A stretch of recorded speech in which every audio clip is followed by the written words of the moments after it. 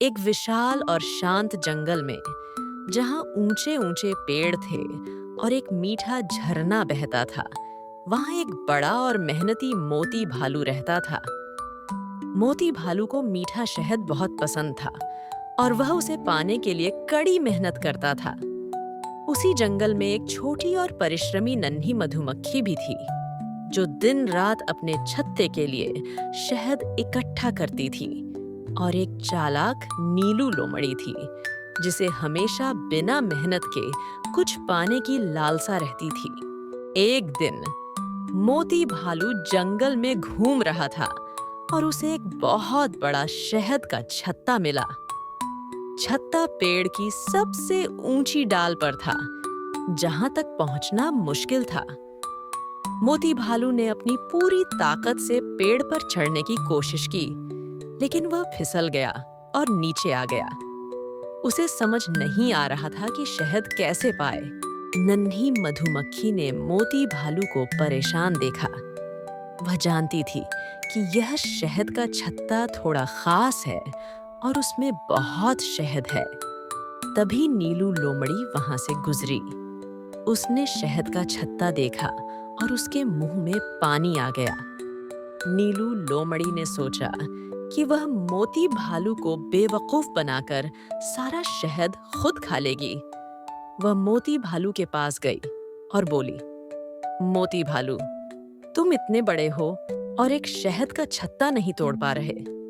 तुम मुझसे वादा करो कि तुम मुझे सारा शहद दे दोगे, तो मैं तुम्हें एक तरीका बताती हूँ जिससे यह नीचे आ जाएगा।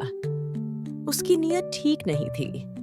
मोती भालू थोड़ा हिचकिचाया, लेकिन उसे शहद चाहिए था, तो वह मान गया। नीलू लोमड़ी ने मोती भालू को एक सूखी डाल पर कूदने के लिए कहा, जिससे पेड़ हिले और शहद गिरे। उसकी योजना थी कि जब शहद गिरेगा तो वह उसे जल्दी से खा लेगी। नन्ही मधुमक्खी ने यह सब देखा। उसने नीलू लोमड़ी की चालाकी देख ली थी। नन्ही मधुमक्खी नीलू लोमड़ी के पास गई और जोर से कहा, नीलू लोमड़ी, तुम धोखा क्यों दे रही हो? यह सही नहीं है। नन्ही मधुमक्खी ने मोती भालू से कहा, मोती भालू, तुम उस डाल पर मत कूदो, वह टूट सकती है। तुम अपनी सूंड से पेड़ को धीरे से हिलाओ। मैं अपनी साथियों को बुलाती हूँ, वे छत्ते को तोड़कर शहद नीचे गिराएंगी। मोती भालू और नन्ही मधुमक्खी ने मिलकर काम किया। मोती भालू ने पेड़ को धीरे से हिलाया।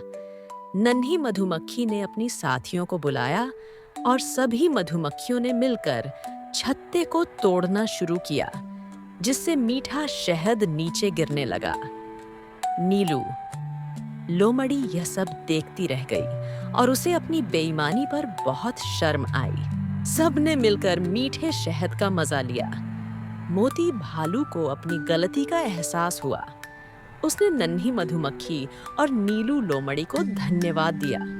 मोती भालू ने कहा, आज मुझे समझ आया कि ईमानदारी और मिलजुल कर काम करने में ही सच्चा सुख है, लालच में नहीं।